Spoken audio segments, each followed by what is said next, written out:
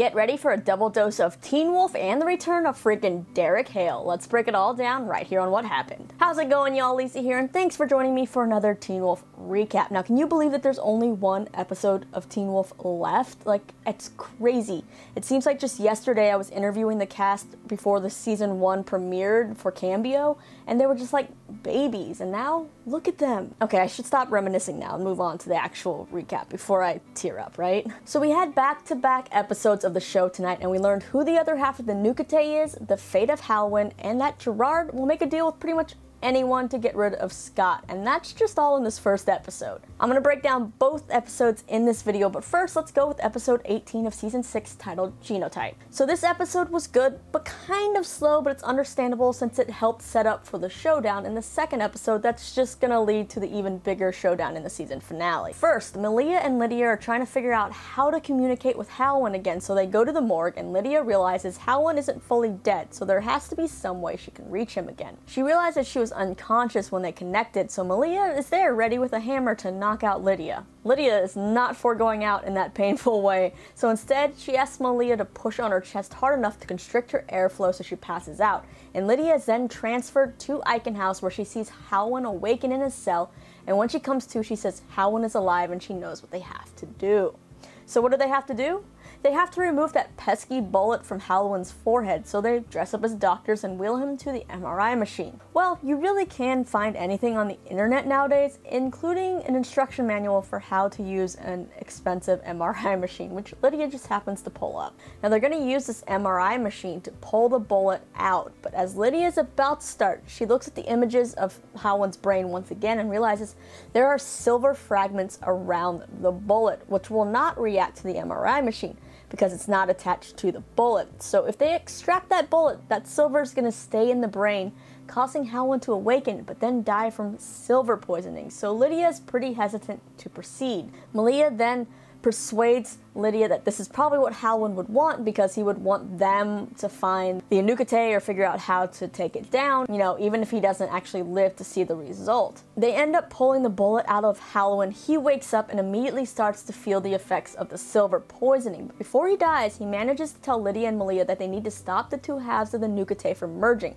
And if it does merge, it's going to be extremely dangerous, and they won't be able to catch it because it can kill with just a look. Now, after giving Lydia and Malia this bit of advice, it's sadly R.I.P. Hoechlin. So who is the other half of the Anuk-Ite? Well, the group pulled a cell phone, or more like an outdated flip phone. Like, really? Yeah, I almost forgot those actually existed. But they pulled it off one of the dead bodies of the primal pack in the woods and discovered a voicemail from a woman who they immediately think must be the other half of the Anuk-Ite. Now, for once, Theo actually has a good plan, and the others are kind of sad that he actually has a good plan. So he and Mason head off to find Aaron together, while Scott and Liam try to figure out who belongs to the voicemail. That way the two groups can try to keep the two halves of the Anuk-Ite separate. While Liam may not pay attention in class, there is one thing he knows pretty well: the sound of his biology teacher, Miss Finch's voice, because she's constantly yelling at him to wake up or pay attention, and that proves to be invaluable info as he realizes it's Miss Finch's voice in the voicemail. Scott and Liam then set up a plan to try to expose Miss Finch's supernatural powers in class to see if she's the other half. Seems like Liam hasn't been to school since he got beat up, so Gabe is right there in biology class waiting to greet him and warn his hunter buddies that Liam is back. Miss Finch is also caught off guard and seems pretty shocked to see Liam back.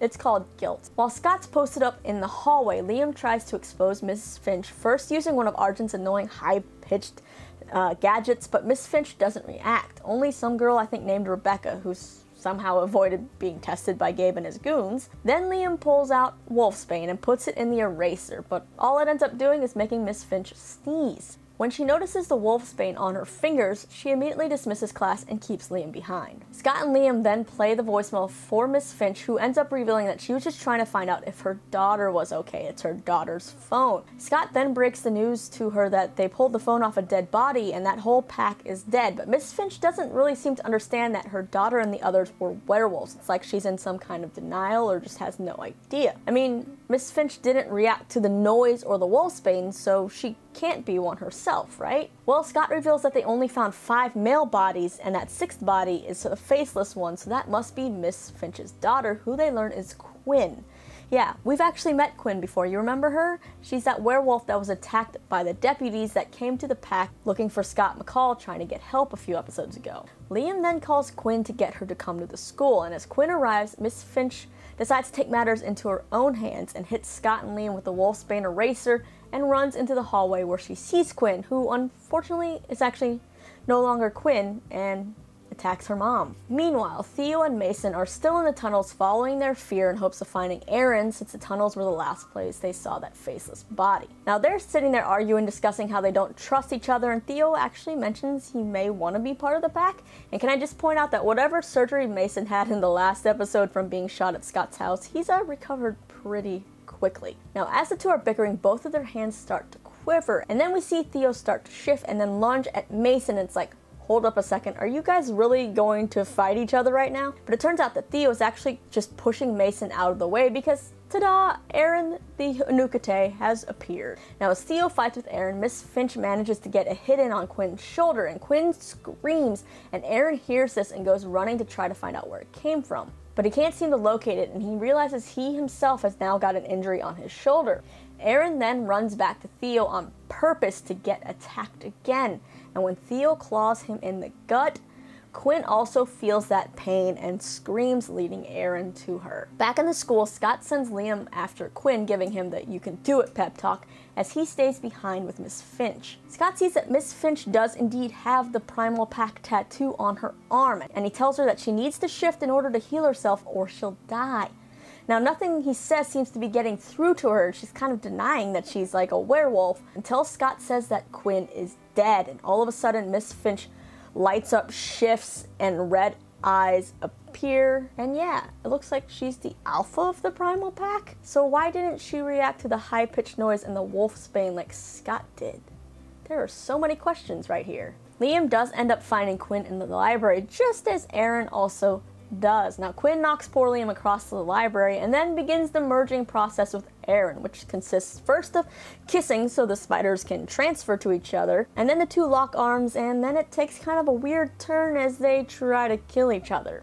And then Aaron's half of the Anuk-Ite ends up winning by snapping Quinn's neck in half and then transforming into the full Anuk-Ite. Now as it starts to approach Liam, Lydia saves him just in time, and we find out that the Anuk-Ite is basically an uglier form of Medusa, because his look kills people by turning them into stone, as two of Gabe's goons learn in the hallway at school. I am still confused though as to how the Anuk-Ite somehow did not sense Gabe hiding in the hallway as he walked by. The Anuk-Ite then makes its way to the morgue to find Halwyn's body, and waiting for him is Gerard, and Gerard's basically there to make a deal with it, saying that the Anuk-Ite can't actually physically beat Scott in that kind of fight, so Gerard is willing to weaken Scott and all the supernatural for the Anuk-Ite, which will help it kill them, and killing them will cause enough fear that the Anuk-Ite will never be caught again, and Gerard wins because basically all the supernatural will be driven out of Beacon Hills.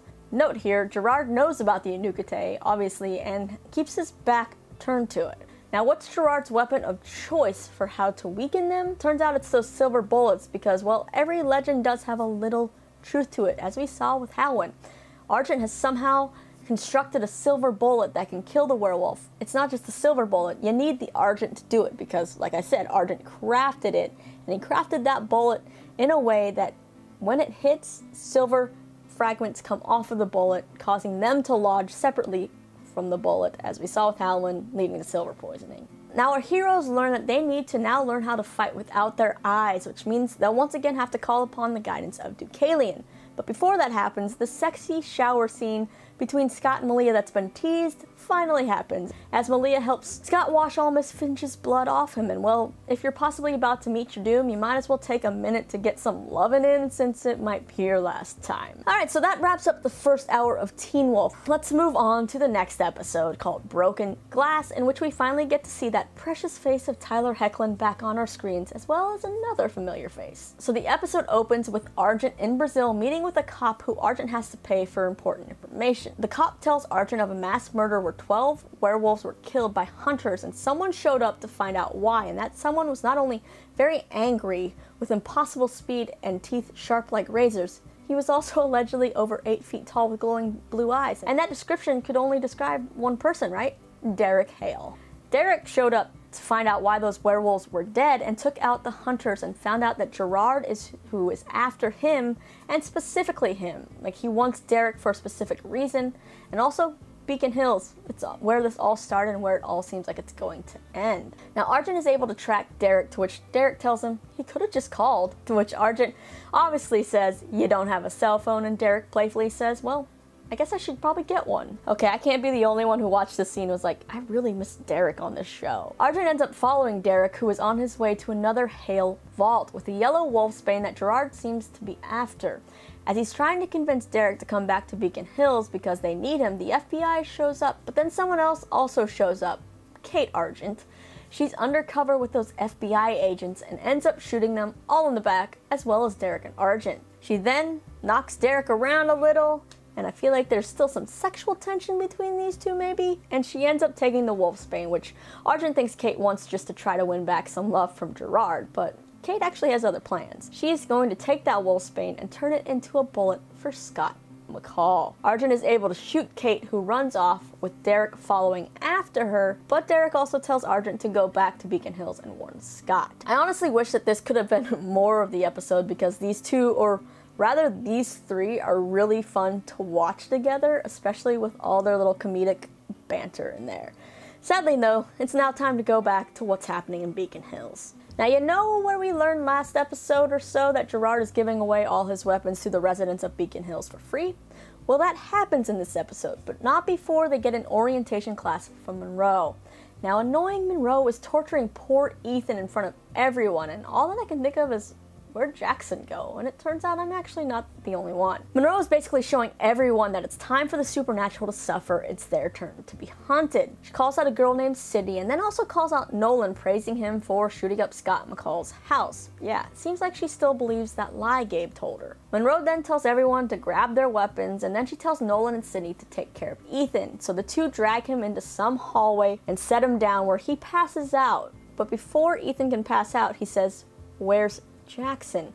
as Nolan then looks down at the bloody arrow that was taken out of Ethan. Now, during Monroe's little class there was a brief shot of the Anuk-Ite watching from the darkness, and it seems like only Nolan felt something from it. At least that's what I gathered from that scene. Well, whatever Nolan felt has finally made him wisen up, and he decides to switch sides, sort of. At least for the time being. He texts Liam and meets him in the library, where now everyone is giving Nolan weird looks because they don't trust him, and rightfully so. Nolan tells Liam he has a plan and needs to show him something at the hospital. Now, Liam is a little reluctant until Nolan tells him the part of his plan about kicking Nolan's ass afterwards to make it seem like Liam beat the info out of Nolan in case Monroe asks. Nolan then leads Liam to the ICU, where some bodies, I'm guessing maybe of werewolves, were brought in the night before and hooked up to IVs of wolfsbane. Liam then calls Mason, who heads to the hospital with Corey while Nolan tries to leave. Since no one saw Nolan come in with Liam, poor Liam doesn't get to carry out that one part of Nolan's plan, beating the crap out of him. Instead, someone else beats the crap out of Nolan. As Nolan is leaving, Gabe is conveniently there and takes Nolan to another room and beats the shit out of him, because Monroe knew that Nolan would basically wuss out bringing Liam to the hospital, so it actually worked in their favor and they had a plan the whole time. It was a trap. As Mason and Corey walk into the hospital, they figure out that they're bait, and hunters show up locking the hospital doors from the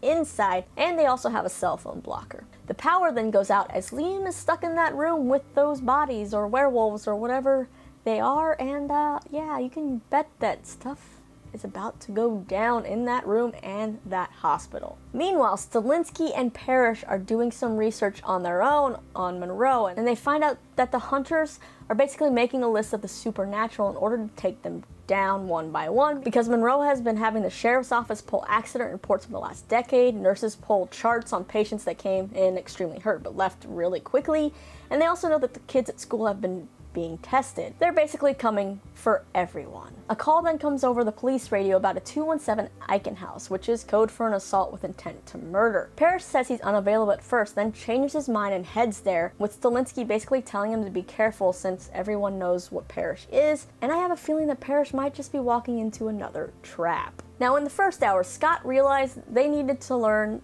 to fight without their eyes, so he and Malia go to Deucalion, who gets his Mr. Miyagi on, trying to teach them to use sound, heat, balance, and pressure to fight the Anuk-Ite without having to physically see them so they don't get turned to stone. They basically spend the whole day sucking at the training until magically the last second it seems to click with Scott and he all of a sudden has it. Now during this time, both Lydia and Peter show up at Scott's house, one looking for Scott, the other looking for Malia because neither can get a hold of them on the phone since the cell phone towers are blocked now. They search the usual places like the animal hospital, but they can't find them, and Peter finally gets it out of Lydia why she's looking for Scott. So you know when Ethan muttered, "Where's Jackson?" Well, Lydia happened to awake from her sleep at that same time saying that exact thing, and now she's trying to figure out where Jackson is. Oh, but there's also more to her vision. She ended up seeing Peter turn to stone, and not just Peter, but actually pretty much everyone, including Ethan, Jackson, Derek, and Scott. She also saw storage containers and a blue wall in her vision, which Peter figures out are actually shipping containers, and they show up to where Scott, Malia, and Deucalion are training, just as Scott, like I said, seems to get what Deucalion's been teaching him at the last minute. But unfortunately for Scott and Malia, let's hope they really did learn something and retain what Deucalion taught them, because now he's dead. Yeah, just as Lydia and Peter show up and tell the group about her vision and how they're not going to survive this, Monroe and her hunters arrive, shooting Deucalion and opening fire on the rest of the group as they disperse, and then the episode just ends, which means that the final episode looks like it's gonna be an action-packed one where everyone's lives hang in the balance. So the cliffhangers. We have the hunters opening fire on Peter, Scott, Malia, and Lydia. We have Liam, Corey, and Mason trapped with the hunters in the hospital, Parrish potentially walking into a trap at Eichen House, and Derek chasing after Kate Argent. Also, where is Jackson? Also, where was Theo during the second hour? I'm gonna hope that he and Stilinski show up to save someone. We also haven't seen Jennifer yet, and I know she's been in the trailers.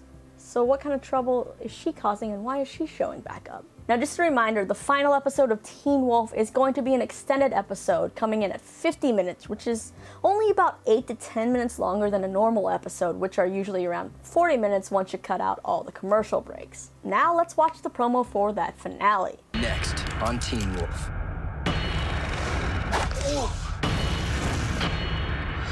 It's really started, hasn't it? It's an all-out war. You think you're doing this without me, did you? Without us?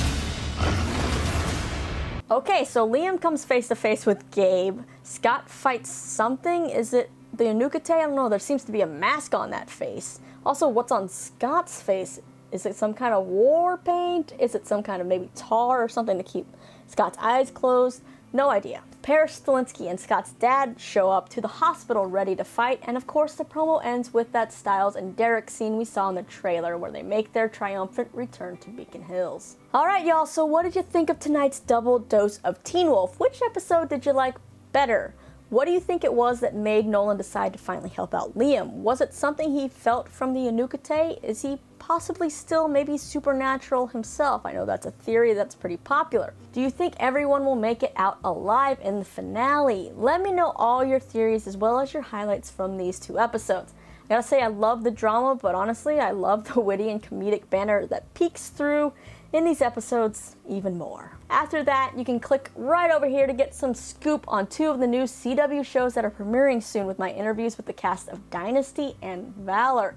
And if you like what you see, feel free to hit that thumbs up and subscribe, and be sure to come back next week so that we can mourn the loss of Teen Wolf together. I'll see you guys then.